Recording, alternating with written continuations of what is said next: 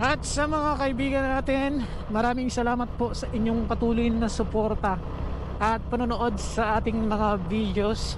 Gusto ko kayong i-shoutout isa-isa, kaso iniisip ko guys na baka mali yung aking pagbasa. Kaya ilalagay na lang natin sa screen ang mga pangalan ninyo. Ayan.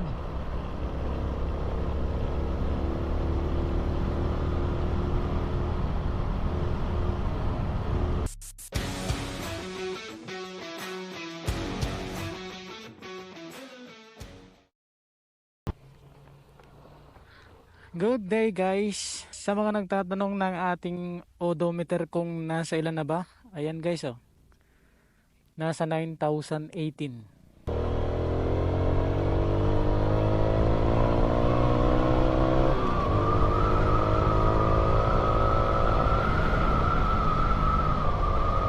Ngayong araw ay pupunta tayo doon sa resort.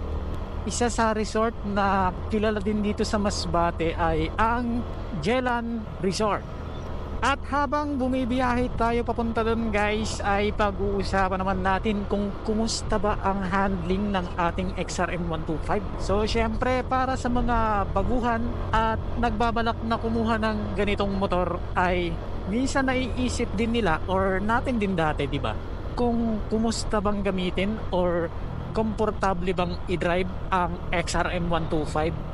Maganda kasi kapag komportableng gamitin yung isang motor, di ba? Lalo na kung malayo yung biyahe mo, maganda yung komportable ka habang idinadrive mo yung isang sasakyan. Kasi syempre, para na din sa maganda mong pagbiyahe at iwas na din sa anumang sakit ng katawan. Nang mga nakaraan guys, doon sa video na in-upload ni Boss Reed Motovlog, ayun, nakita natin doon yung kanyang inilagay sa kanyang handle na yung bang parang foam. At dahil sa kanya ay napabili din tayo ng ganon, kasi laging sinasabi ni Boss Reed na napaka-komportabling gamitin ng ganong merong kang parang foam dito sa yung handle. Kaya umorder tayo sa Shopee kasi nung tingnan ko sa TikTok ay medyo mahal ang shipping fee. Kaya dito tayo umorder sa Shopee.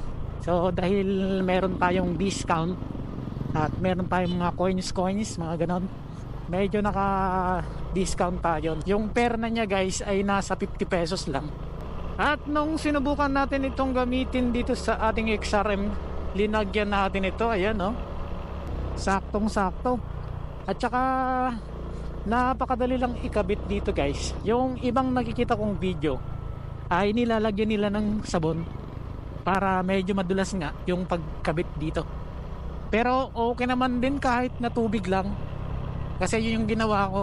Dinagyan ko lang ng tubig, tapos dahan-dahan kong ipinasok dito. Sa una nating paggamit ay medyo nanibago tayo. Kasi nasanay tayo na yung hinahawakan natin, yung stock na handle grip ng XRM ay yung medyo plain lang siya, di ba? Tapos matigas at maliit siya. Kaya nung naglagay tayo nito ay ayun, nanibago tayo kasi lumaki na yung hinahawakan natin. Pero nung tumagal na halos araw-araw natin itong ginagamit ay maging komportable na din. Kumpara na sa dati nating ginagamit guys, yung dating stock ng handle na nakalagay dito, kapag ka medyo malayo yung biyahe ko, medyo masakit siya dito guys, oh. Kasi nga siguro dahil matigas yung parang rubber nya. Minsan kapag ka malayo na yung biyahe mo, na babad yung kamay mo dito, parang nangangala yung kamay mo. Pero natural lang naman yung pangangalay, di ba? Lalo na kapag malayo yung biyahe. Pero yung sakit na dito banda guys ay parang hindi natural. Kaya bumili tayo ng katulad ng kay Boss Reed Motovlog, dahil na rin sa isa tayo sa mga tagahanga niya. Kaya yung mga bagay na binibili niya para sa kanyang motor na maganda naman kung titingnan at maganda naman kung susubukan, na hindi naman ganun talaga kamahal, katulad nitong ganitong sa foam. At nang masubukan nga natin itong maikabit ay napatunayan kung tama ang sinasabi ni Boss Reed napakasarap sa kamay. Hindi na nananakit yung dito ko na part ng aking kamay kapag ka medyo malayo yung biyahe natin. Dagdag pa sa pagiging magaan gamitin at magandang handling ng XRM125 yung ganitong foam na malambot at masarap sa kamay. Kaya naman kahit na medyo malayo yung ating biyahe ay okay lang, kahit na medyo may nararamdaman tayong medyo mangalay. Natural lang siguro yun, di ba? At least nakakadagdag siya ng pagiging komportable sa pagdadrive ng XRM125.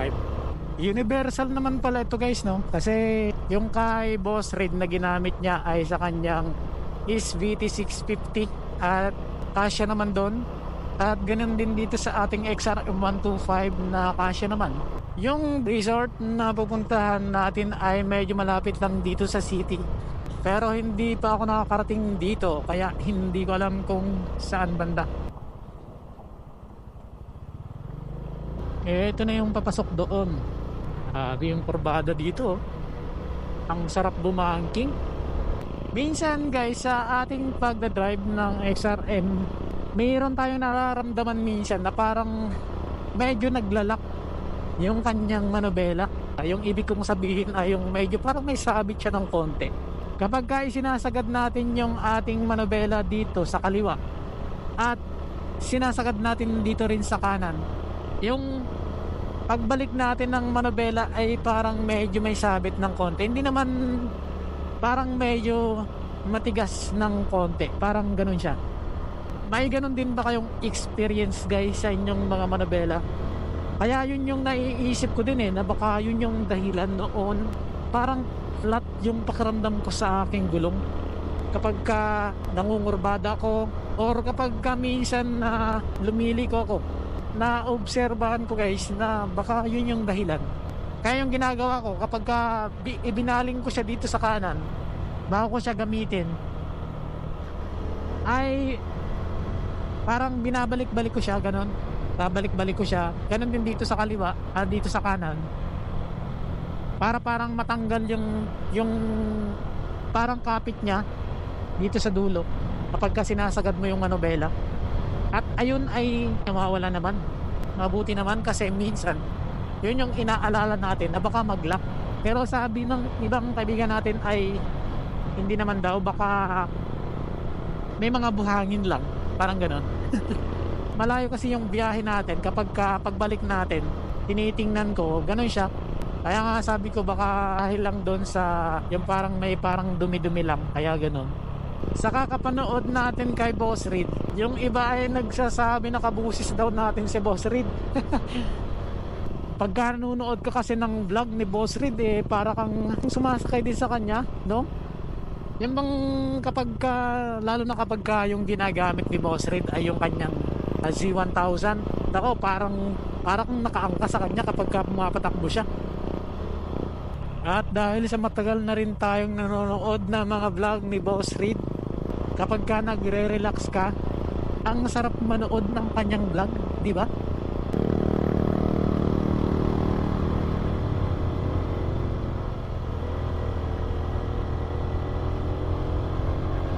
At dahil na rin kay Boss Reed, kaya tayo na-encourage na mag-motovlog.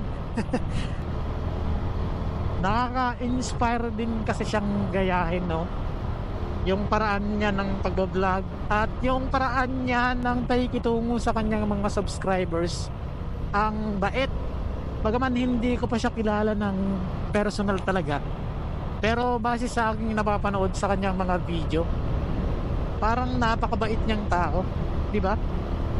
Nakaka-excite kung halimbawa ay pumunta siya or magkita kayo. Ito yung pupuntahan natin guys. Meron siyang pangalan, no? Jilan. Sarap talagang mag-ride. Tapos ganito yung dinadaanan mo, nako.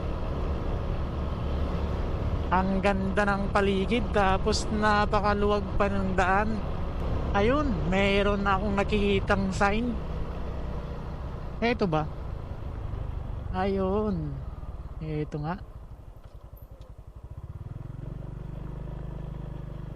Pasok tayo dito sa Jilan Beach Resort.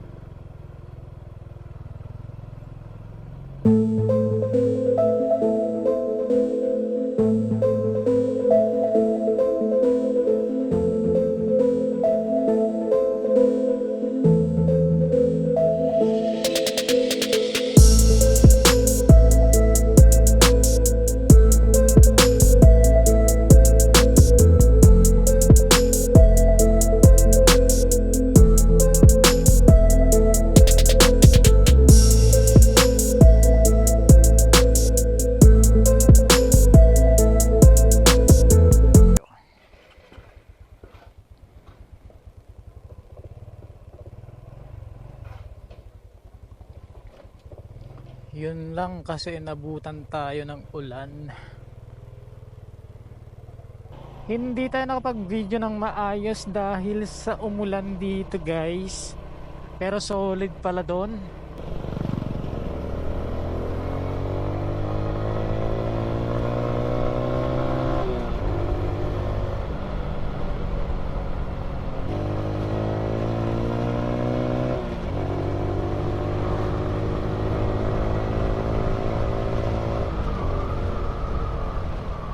At pansamantala hanggang dito na lang muna ang ating video.